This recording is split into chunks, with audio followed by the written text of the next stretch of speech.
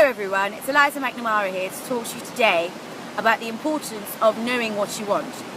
The only way to know what you truly want is to get more of it than you actually want, and then after you've got more of it than you actually wanted, or as much of it as you wanted, if you still want it, then you know that you really wanted it.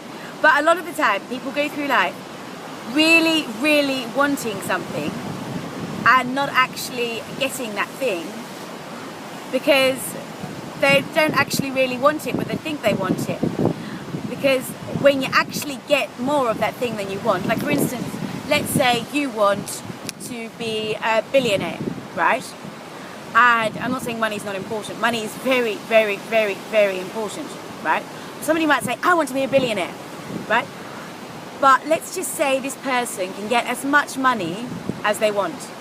As much money as they want. As much money as they could possibly want, they can get it. They might not want to be a billionaire anymore. They might say, you know what, actually I'll be happy to just be a millionaire. Because they realise that they don't need to be a billionaire in order to do the things they want to do with their life, in order to travel and buy nice things and have a nice lifestyle. They don't actually need to be a billionaire. Well, maybe you will in 50 years, when the currency value is completely devalued. But you understand what I'm saying.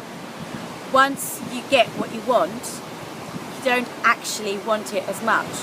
So when you're thinking about your plan for your life and your goals and your dreams and what you truly want out of life, it's really important to ask yourself, do I want this thing because I can't have it? Or do I want this thing because I really want it?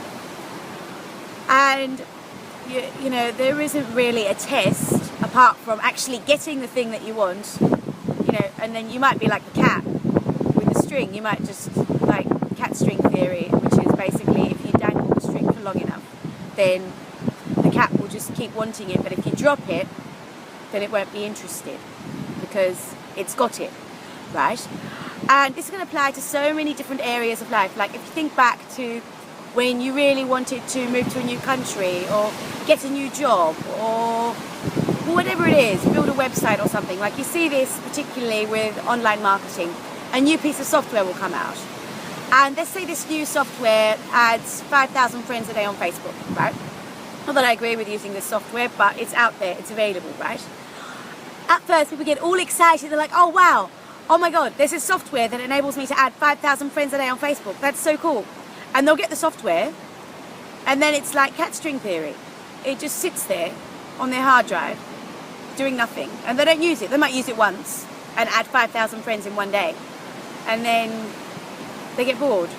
And once they get bored, they move on to the next thing. And then that's why internet marketing, there tends to be a new product coming out every day, pretty much, that everybody gets all excited about. And people get all excited about something new. Oh, it's all the rage and it's fantastic and oh my god, oh, I really want this thing. But then once it's been out for a while, it becomes boring. It's like, oh yeah, that came out last month or 2 months ago or 3 months ago. Some things, like old songs that keep being remade over and over and over and over and over and over and over again, actually have more value as time goes by, like antiques. Like you have the Antiques Roadshow, as time goes by, these objects actually become more valuable. And I think the secret to success in life is finding those things that you want, that you actually really truly want after you've got them. After you've got as much of them or more of them than you could possibly want, do you actually still want them? Then that's the thing you want to be going after. Then you know that's the thing that you really truly want. And life's full of these things, but we often don't appreciate these things. We often don't realise just how valuable these things are. Like for instance, your time, or the ability to go somewhere quiet and peaceful and meditate. How much do we appreciate and value these things? Whereas something that's hyped up and marketed to the masses might be appreciated more, but it actually does nothing for you. Now, I'm not saying that I don't appreciate material things. I'm not saying it's not good to appreciate material things. I'm not saying that it's not good to appreciate things that you want and then you go off of. What I am saying is you should focus your time and your energy and your attention on those things that have value as time goes by, that have value over the long term, that continue to be important to you after that initial excitement has gone. You know, it's like when two people get into a new relationship.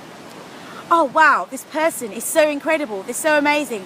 Oh, but they fart and they pick their nose and they bite their nails, and it's like, ew.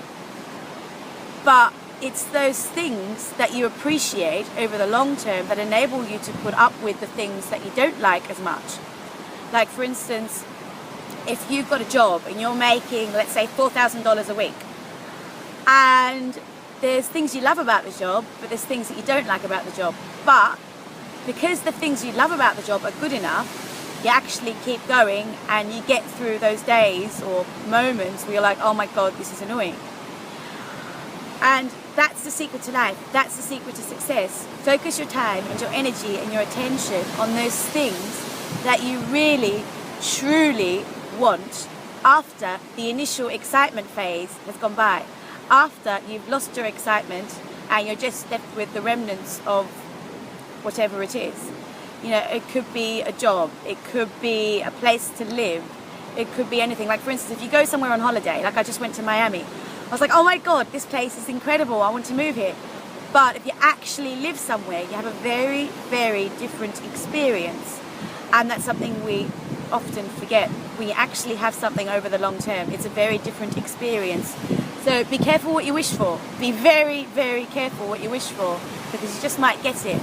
And if you get it, then you might be stuck with it forever. And you want to make sure that you're really going to want this thing that you're stuck with forever. So think about things before you go after them. Don't be impulsive. Don't be swayed by society's idea of what you should want for your life. Be swayed by what you truly want for your life. And don't be influenced by your peers either, because what they want might not even be what they want, because they're influenced by what they can't have. And they think they want the things that they can't have because they can't have them. So be very careful who you listen to, who you take counsel from, and follow your dream, whatever it happens to be.